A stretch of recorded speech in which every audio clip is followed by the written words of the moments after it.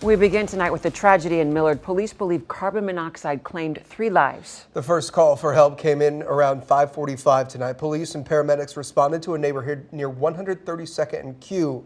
Newswatch 7 at 9's Abby Peterson is live there with the breaking details. Abby.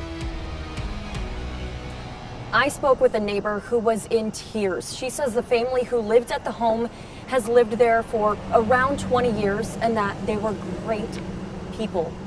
We've been out here for hours as police and several MUD workers have been here.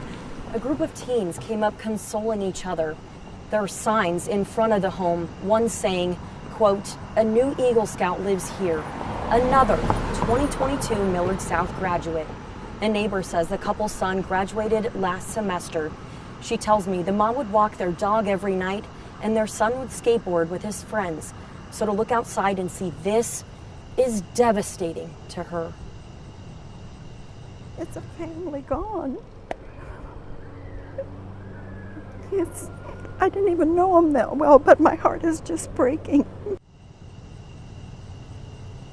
Police say they have not found anything suspicious. None of the homes surrounding were evacuated, and we still have not learned those names or ages from police.